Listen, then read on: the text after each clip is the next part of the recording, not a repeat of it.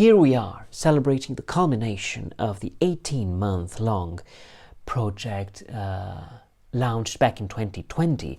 Unmute is a project by Undercurrent and the members of UNIC New York, which stands for European Union National Institutes for Culture.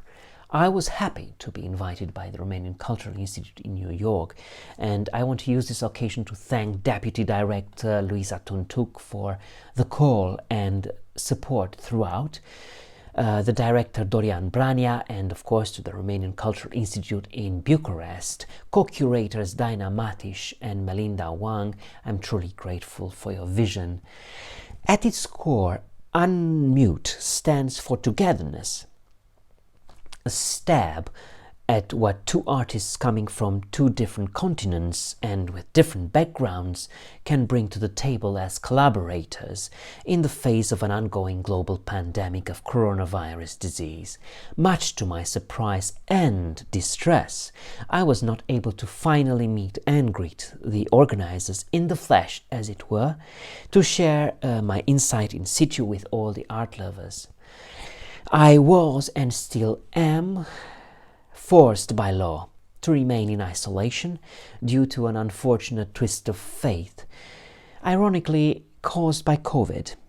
But I'm not alone. My partner and our cat are helping me to recover.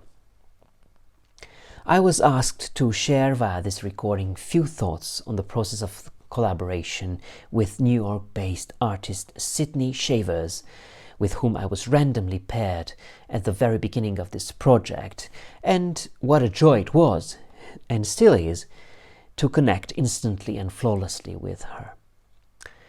When I was first introduced to the structure and goal of the project, I was skeptical, to be honest, and I tell you why.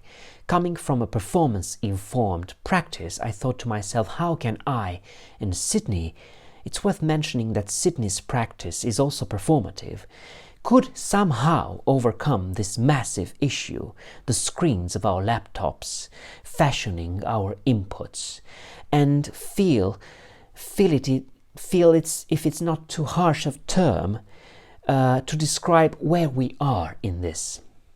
As I sometimes say to performers who meet me for the first time for a casting call, don't bother with the acrobatics. Listen to the words and the conceptual proposal, and you'll do fine. Which, by the way, worked every time. Sorry, Bronstein.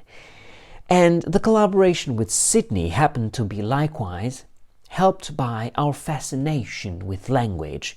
We seem to pick on ideas we've played in our heads for some time, jolted by our love for object-oriented ontology. How and to what extent are our bodies objects and are holding on to other objects? We went through strands and many other sub-strands of thoughts. To my knowledge, we always seem to come back or to be talking about when solid becomes empty and when empty becomes solid. The need for infrastructure to make something present, how discomfort, visual or intellectual, can trigger creative possibilities, forms of new currency. As a consequence, we've created devices to question memorialization through two sets of recalcitrant objects. Sydney's irreverent chairs, together with molds of my body's breaking points. In doing so, we questioned order, having chairs as green screens with checkerboard patterned infusions, difficult sitting cases, and molds of anatomical places where the possibility of impairment can occur. We are dealing here with the difficulty of arriving at truth and meaning. I would say that our objects are attempts at removing the notion of plinth, metaphorically speaking, from the mind. I started this paragraph expressing my initial doubts about the feasibility of such a project. It is now my responsibility to conclude that we as artists have the obligation to put things into perspective, to show the vantage points and the weak points. Graham Faust once said, most of what we say will hardly matter. Totally agree, but there is a catch, and I invite you all to find out what it might be by visiting the exhibition.